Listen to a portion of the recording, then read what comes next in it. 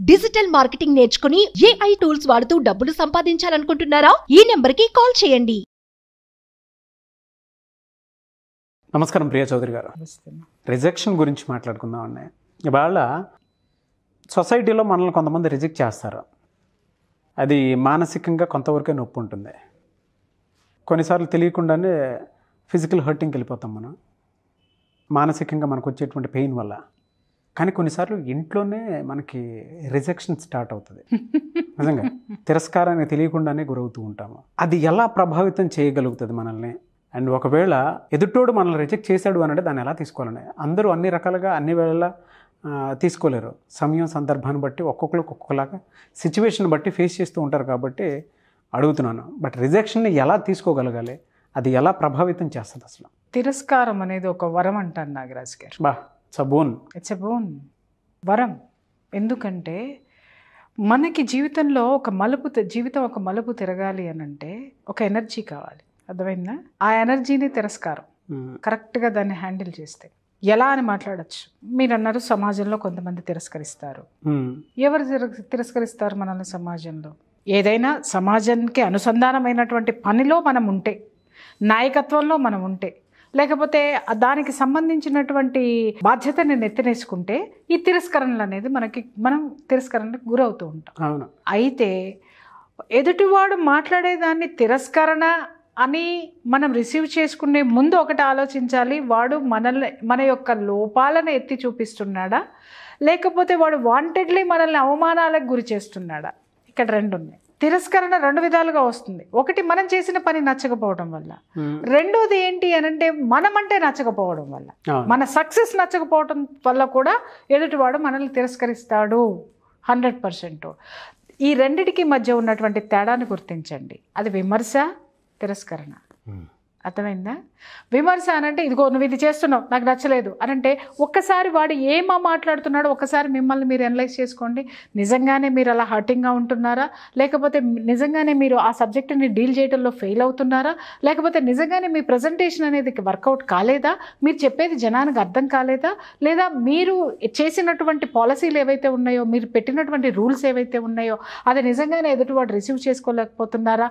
ఇలాంటివన్నీ ఒక్కసారి మనం విశ్లేషణ చేసుకోవాల్సిన అవసరం ఉంది. విశ్లేషణ చేసుకున్న తర్వాత ఒక్కడే రిజెక్ట్ చేస్తున్నాడు. 10 మంది ఉన్నారు టీంలో, 10 మందిలో 4 రిజెక్ట్ చేస్తున్నారు, 6 యాక్సెప్ట్ చేస్తున్నారు. ప్రొసీడర్. 10 మందిలో 5 యాక్సెప్ట్ చేస్తున్నారు, 5 రిజెక్ట్ చేస్తున్నారు. విశ్లేషణలోకి వెళ్ళు. మిగిలిన 5లో 3 ఎలా తెచ్చుకోవాలి? ఎందుకంటే మిగిలిన 2 ఎప్పటికీ యాక్సెప్టెన్స్లో ఉండరు.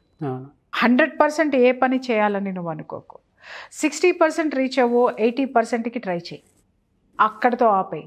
100%కి నువ్వు ఎప్పుడైతే వెళ్ళాలని అనుకుంటావో, మీరు చెప్పారు చూసారా బాధ, అది అప్పుడు స్టార్ట్ అవుతుంది. బాధ కానీ, అవమానం కానీ, మానసికంగా కానివ్వండి, లేకపోతే మనం డిస్టర్బ్ అవటం కానివ్వండి. మనం మానసికంగా డిస్టర్బ్ అయ్యామనంటే మన శరీరము దాని యొక్క ప్రభావాన్ని ఫేస్ చేస్తుంది, మన ఇంట్లో మన సంసారము దాని యొక్క ప్రభావాన్ని ఫేస్ చేస్తుంది. మనం ఆనందంగా ఉండాలో మన చుట్టూ మన ఇంట్లో వాళ్ళని ఆనందంగా ఉంచలేము. ఆ డిప్రెషన్లోనన్నా ఉంటాం, ఆ చిరాకులోనన్నా ఉంటాం, ఆ దీంట్లోనైనా ఉంటాం. మీరు ఒక జీవితాన్ని మొదలుపెట్టినప్పుడు, ఒక ప్రొఫెషన్లో ఉన్నప్పుడు, ఒక దీంట్లో ఉన్నప్పుడు 60% రీచ్ అవ్వండి, 80%కి ప్రయత్నించండి. 100% ఎప్పుడు ఎక్స్పెక్ట్ చేయొద్దు. ఎవరిని మెచ్చరు నాగరాజ్ గారు. మెప్పించే ప్రయత్నంలో పడిపోయి మిమ్మల్ని మీరు కోల్పోవద్దు. నెంబర్ 1. రెండోది, వ్యక్తిగతంగా మాట్లాడారు. ఇప్పుడు ఒక లవర్ ఉన్నాడు, వాడికి ఒక అమ్మాయి నచ్చింది, చదువుకునేటప్పుడు బాగుంది, ఆ అమ్మాయి నాదే అనుకున్నాడు, ఖర్చు వేసుకున్నాడు, అంతా అయిపోయింది. చదువు అంతా అయిపోయిన తర్వాత ఈ అమ్మాయికి ఆ అబ్బాయి కంటే బెటర్ వన్ దొరికాడు అనుకుందాం. లేదు, అసలు ఈ అమ్మాయికి అతని మీద అసలు ఫీలింగే లేదనుకుందాం. అతను ఏమనుకున్నాడు, చదువు అయిపోయిన తర్వాత చెప్పి అప్పుడు ఎమ్మటే పెళ్లి చేసుకుందాం అనుకున్నాడు. లేదా అప్పుడు ప్రొఫెషన్లోకి వెళ్ళిన తర్వాత అప్పటి నుంచి స్టార్ట్ చేద్దాం ప్రేమ అనుకున్నాడు, ఎక్స్ప్రెస్ చేశాడు. ఎక్స్ప్రెస్ చేసిన తర్వాత ఆ అమ్మాయి సంస్కారవంతమైంది అనుకోండి, ఒక మాట చెప్తుంది ఏంటంటే ఐఎమ్ సారీ, నాకు ఆ ఫీలింగ్స్ లేవు అంటది. లేదు అనంటే, సో ఒకవేళ ప్రేమించాడు అనుకుందాం, ప్రేమించాడు అనుకున్న తర్వాత ఆ అమ్మాయి ధైర్యవంతురాలైతే, లేకపోతే మనం ఒక టాపిక్లో మాట్లాడుకున్నట్టు ముక్కుసూటి మనస్తత్వం అయితే నువ్వు నాకు నచ్చలేదు పో అంటది. మీరు ఒక మంచి పాయింట్ ఒకటి చెప్పారన్న, నాకు అది బాగా నచ్చింది. ఒక అమ్మాయికి ఒక అబ్బాయి ఫ్రెండ్గానే చూడటానికి బాగుంటుంది, కొంతమందికి నిజంగానే ఫీలింగ్స్, నాకు నీ మీద ఆ ఫీలింగ్స్ లేదు అని చెప్పినప్పుడు ఖచ్చితంగా యాక్సెప్ట్ చేయాలి. ఎదుటిన్నోడు కూడా దాన్ని యాక్సెప్ట్ చేయాలి. ఎందుకంటే ఫ్రెండ్షిప్లో ఇప్పుడు మనం ఇద్దరు అబ్బాయిలు కలిసి ఉన్నప్పుడు ఎంత బాండింగ్ రిలేషన్ మెయింటైన్ చేస్తామో, అమ్మాయి దగ్గరకు వచ్చేటప్పటికి అమ్మాయి దాన్ని యాక్సెప్ట్ చేసి మనం ఎంతో వరకే అని చెప్పినప్పుడు దాన్ని వీళ్ళు కూడా రెస్పెక్ట్ చేయాలి. రెస్పెక్ట్ చేయరు కొంతమంది. అప్పుడు ఏమవుతుందంటే ఆ జెండర్ ఫీలింగ్ లో నుంచి బయటికి రావాలి, ఫ్రెండ్షిప్ ఫీలింగ్ లోకి వెళ్ళాలి. ఫ్రెండ్షిప్ ఫీలింగ్ లోకి వెళ్ళిపోయారు అని అంటే ఆ రిజెక్షన్ అనే అవమానం అనేది ఉండదు. ఇట్స్ ఓకే, నేను అలా అనుకున్నాను, ఐఎమ్ సో సారీ, మంచి ఫ్రెండ్స్ గా ఉందాము, లేదు ఫ్రెండ్షిప్ అవసరం లేదు, ఐఎమ్ సారీ అని పక్కకి వెళ్ళిపో. అమ్మాయి మళ్ళీ నీతో ఫ్రెండ్షిప్ కంటిన్యూ చేస్తుంది, ఎందుకంటే నీ నుంచి ప్రమాదం రాలేదు. లేదు అమ్మాయి ముడుచుకుపోయే మనస్తత్వం ఉంది అని అనుకుందాము, సరే అసలు జీవితాంతా నీ వైపుకు చూడదు. ఒక అమ్మాయి లేకపోవడం వల్ల నీ జీవితం ఏం పోలేదుగా. అలాగే అబ్బాయిల విషయంలో కూడా ఇదే నేను అడుగుతున్నాను. అమ్మాయిలు కూడా ఆ రిజెక్ట్ చేశారనో సూసైడ్లు చేసుకోవడము, లేకపోతే ఇంకొకటి చేసుకోవడము, డిప్రెషన్లోకి వెళ్ళడము, ఇంకేవేవో చేయటము, అంటే అమ్మాయిలు తొందరగా బయటకు వచ్చేస్తారు లేబ్బా, అబ్బాయిలే దాంట్లో కురికిపోతారు. అదేందో నాకు అర్థం కాదు. అంటే అమ్మాయిలు ఎంత మెచ్యూర్డ్గా ఉంటారు చూడండి, ప్రాక్టికల్ థింకింగ్ అది. అమ్మాయిలని ఈ విషయంలో నేను అప్రిషియేట్ చేస్తా. అంటే మోసం చేసి వెళ్ళిపోయిన వాళ్ళని నేనేం చేయలేను అబ్బాయి, నాకు సంబంధం లేదు.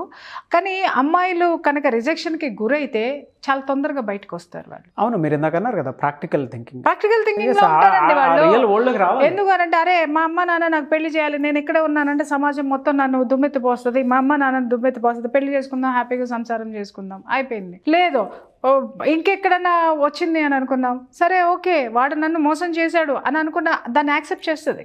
యాక్సెప్టెన్స్, మనం ఫస్ట్ యాక్సెప్టెన్స్లోకి రావాలి నాగరాజు గారు. ఎదుటివాడు విమర్శించింది మన పనిని విమర్శించాడా, రైట్ చక్కదిద్దుకుందామా, నిజంగానే లోపాలు ఉన్నాయా, ఎందుకంటే 6 ఓటేశారు 4 ఓటేయలేదు అనుకుంటే 6లో పాజిటివ్ ఉంది, మన పనిలో 60% ఉన్నాం, 80%కి ఎలా వెళ్ళాలి.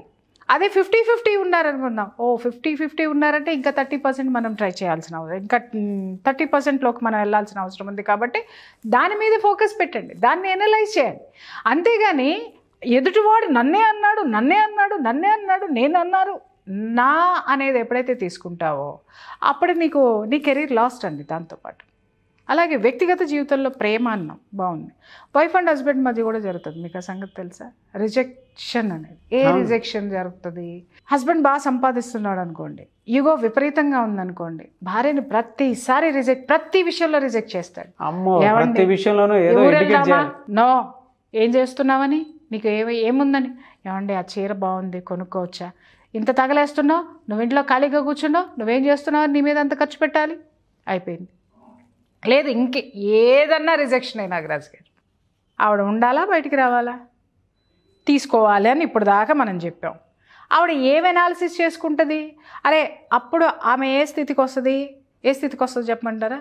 నా భర్త నాకంటే చదువుకున్నాడు, నాకంటే తెలివిగలవాడు, నేనే ఎదవలేమో, అలాంటి భార్యలు చాలామంది ఉన్నారు అనేసి ఆ ఎదవతనంలోకి వెళ్ళిపోయి అవతల వాడు ఏం చేస్తున్నా కూడా అడ్డు చెప్పలేక యాక్సెప్ట్ చేయలేక ఈ రెండిటి మధ్య సంఘర్షణలలో పడిపోయి జీవితాంతం నేను బ్రతికే ఉన్నానా అని ప్రతిక్షణం ఎందుకు బ్రతికున్నాను, ఇంకా ఎందుకు బ్రతికున్నాను, ఇలాంటి ప్రశ్నలతో గడిపేస్తుంది. అదే భర్త విషయానికి వద్దాం. చెప్పండి, భార్య ఏ టైంలో రిజెక్ట్ చేస్తుంది? ఎక్స్పెక్టేషన్స్ మీట్ అవ్వకపోవడం. ఎగ్జాక్ట్లీ. అది మినిమం కూడా మీట్ అవ్వకపోతే అప్పుడు రిజెక్ట్ లోకి వెళ్తుంది. ఆ లైన్ అంటే ఆ లైన్ క్రాస్ అయ్యి వచ్చేస్తారు. ఎస్, కొంతమంది అనొచ్చు ఏమి ఇచ్చినా మా ఆవిడ రిజెక్ట్ చేస్తుందండి అని అంటే వాళ్ళని మనుషులు అనరు, వాటికి అవధులు ఉండవన్నమాట. అత్యాశ ఎక్కువ ఉంటుంది అనమాట వాళ్ళల్లో. వాళ్ళ జీవితంలో నువ్వు మొత్తం ప్రపంచం మొత్తం తీసుకొచ్చి వాళ్ళ చేతిలో పెట్టిన ప్రపంచం ఇంతేనా అంటారు తప్ప ప్రపంచం మొత్తం నా చేతిలో ఉందని అన్నారు. సో ఇలాంటి నిరాశావాదులు వాళ్ళ జీవితంలో ఏమి ఇచ్చినా కూడా వాళ్ళకి సాటిస్ఫాక్షన్ అనేది ఉండదు. అది తీసి పక్కన పెట్టండి. కానీ లైఫ్లో కొన్ని చోట్ల కొన్ని మైలురాళ్ళు ఉంటాయి మన జీవితంలో. ఆ మైలురాళ్ళని దాటే ప్రతిసారి మనం రిజెక్షన్ని ఎదుర్కొంటాం. అది ఫ్యామిలీలో తీసుకోండి, సమాజంలో తీసుకోనివ్వండి, ఫ్రెండ్స్ మధ్య తీసుకోనివ్వండి. కారణం ఏంటి అని అంటే, 1 మన సామర్థ్యంలో లోపం ఉండొచ్చు, 2 అవతలి వాళ్ళకి మనల్ని రిసీవ్ చేసుకోవడంలో ఆ యొక్క గొప్ప మనసు ఉండకపోవచ్చు. ఈ 2 విషయాల్లోనే రిజెక్షన్ అనేది వస్తుంది. నాకు తెలిసి ఒకళ్ళ గురించి చెప్తాను నాగరాజు గారు. వైఫ్ ఎడ్యుకేటెడ్, ఒక ప్రొఫెషన్లో ఉండి వచ్చింది. హస్బెండ్ ఒక బిజినెస్ పర్సన్. అతనికి విపరీతమైనటువంటి సుపీరియారిటీ ఎక్కువ.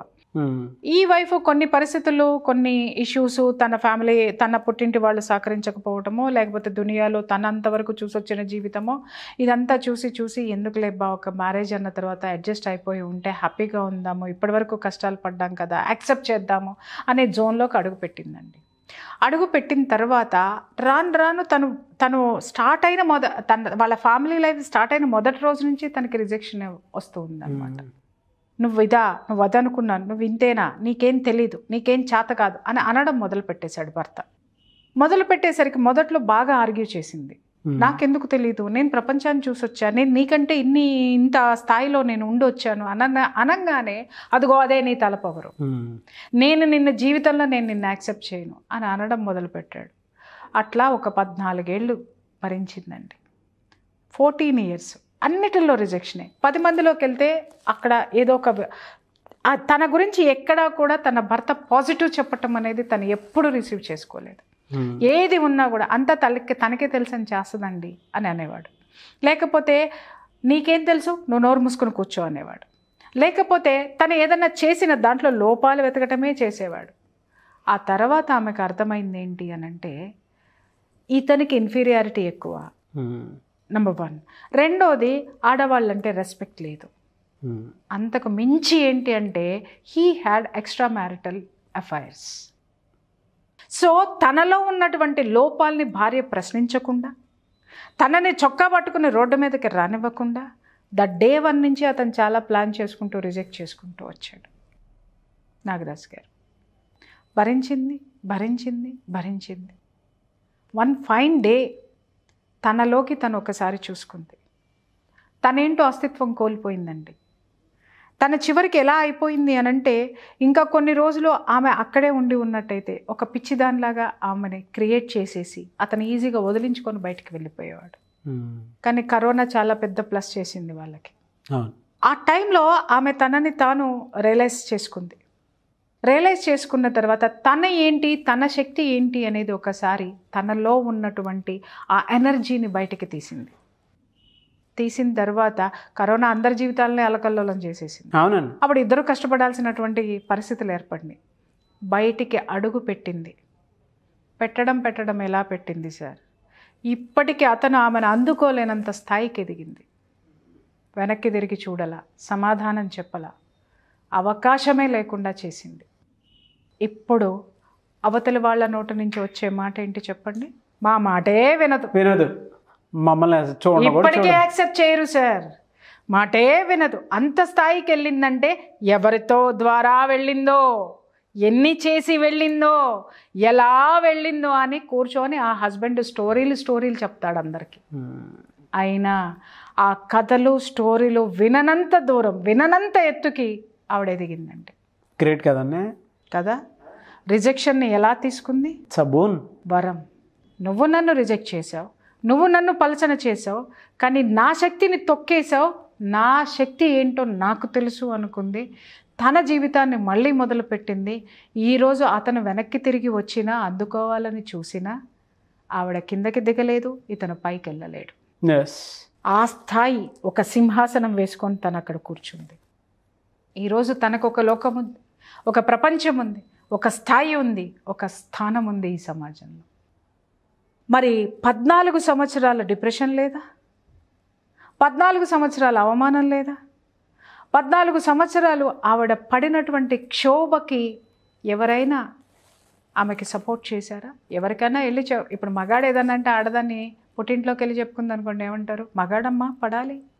స్నేహితురాలకు చెప్పుకుంది అనుకోండి, చల్లే ఊరుకోబ్బా, అంత అందంగా ఉండేటటువంటి అన్నయ్య గారు ఇలా మాట్లాడతారు, అదేందో అర్థం కాదు. ఆ అన్నయ్య అందంగా ఉంటే ఈవిడికి వచ్చిన బాధ ఏంటో అర్థం కాదు. ఆ అన్నయ్యలో ఉన్న గుణాలన్నీ ఈ చెల్లెమ్మకి మాత్రమే కనపడతాయి, ఇంకెవరికి అర్థం కాదు. అదే ఇంకో పెద్ద వయసు ఉన్న ఆవిడకి దగ్గరికి వెళ్ళి చూసాం అనుకో, చాలే ఊరుకోమ్మా, ఏం చేస్తాం, ఇదంతా ఇంతే, ఇట్లనే ఉంటారు. సరే వేరే ఫ్రెండ్కి వెళ్ళి చెప్పుకుందాం అనుకుందాము, ఫ్రెండ్కి చెప్పినామనుకో, వచ్చే బయటికి, నీకు అవసరమా, వచ్చే బయటికి. అరే వచ్చిన తర్వాత ఏం చేయాలి? ఎవరు చెప్పలేరు. అంటే మనకి మనమే ఒక దారి ఏర్పాటు చేసుకోవాలి. మనకి మనమే మోటివేట్ చేసుకోవాలి, మనల్ని మనమే మోటివేట్ చేసుకోవాలి, మనల్ని మనమే ఎంకరేజ్ చేసుకోవాలి, మనల్ని మనమే నిర్మించుకోవాలి, పునర్నిర్మించుకోవాలి. నాగరాజు గారు, ఆ పునర్నిర్మాణం ఎలా ఉండాలి అనంటే 100 క్రేన్లు పెట్టి ఢీ కొట్టినా కూడా పగలనంత పటిష్టమైనటువంటి ఆ ఫెన్సింగ్ని ఏర్పాటు చేసుకొని కూర్చోవాలి. రిజెక్షన్ ఎలా తీసుకోవాలి? వజ్ర కవచం. నీ ఎదుగుదలకి దాన్ని ఒక ఎనర్జీ కింద తీసుకోండి. అది ఎనర్జీ మీకు ఏ ఎనర్జీ? మీ ఎదుగుదలకి ఎనర్జీ కావాలి తప్ప మానసికంగా నాశనం అయిపోవడానికో, నలుగురితోటి ముచ్చట్లేసుకుని సింపతి తెచ్చుకోవడానికో ఒకరి రిజెక్షన్ మీకు పని చేయకూడదు. And one more thing Nagaraju గారు, ఈరోజు ఉన్నాం, నాగరాజు అక్కడ కూర్చున్నాడు, ప్రియా చౌదరి ఇక్కడ కూర్చుంది, మనం తిట్టేటోళ్ళు ఎంతమంది ఉన్నారు నాగరాజు గారు? అబ్బో చెప్పద్దబ్బా. మొదట్లో ఏడుపు వచ్చేది, దుఃఖం వచ్చేది, అన్నీ వచ్చేవి. తర్వాత అనిపించింది నేను పర్ఫెక్ట్ వేలో వెళ్తున్నానబ్బా. కారణం నేను చెడ్డ వేలో వెళ్తే జనాలు నన్ను ఎదగనిచ్చేవాళ్ళు కాదు, సమాజం రిజెక్ట్ చేసేది. ఈరోజు ఎక్కడికన్నా నేను వెళ్తున్నానంటే ఒకళ్ళు నా ఎదురు వస్తున్నారు అని అంటే మీ వల్ల బ్రతికామని చెప్తున్నారు, మీ వల్ల మేము. నిజంగా నాగరాజు గారు ఒక్కొక్కరు ఫోన్ చేస్తూ చెప్తూ ఉంటారు, మీరు మీలాంటి వాళ్ళు మాలాంటి ఆశీర్వాదాలు తీసుకొని ఇంకా ఇంకా ఇంకా ఎక్కువ ఆయుష్తోటి బ్రతకాలండి అని మాట్లాడతారు. మరి తిట్టే వాళ్ళని చూస్తే ఏమనుకోవాలి నాగరాజు గారు? నవ్వు వస్తుందా, జాలేస్తుందా? ఎందుకు తిడుతున్నారు అనంటే వాళ్ళకి ఈ జీవితం లేదు, వాళ్ళకి ఈ జీవితం లేదు. అండ్ వన్ మోర్ థింగ్ నేను చెప్తున్నాను, మనం పర్ఫెక్ట్గా ఉన్నాం, మనం పర్ఫెక్ట్గా ఉన్నాం. ఆ పర్ఫెక్ట్నెస్ నచ్చని వాడు మాత్రమే మనల్ని ఏలెత్తి చూపిస్తాడు, అది గుర్తుపెట్టుకోండి. ఎస్.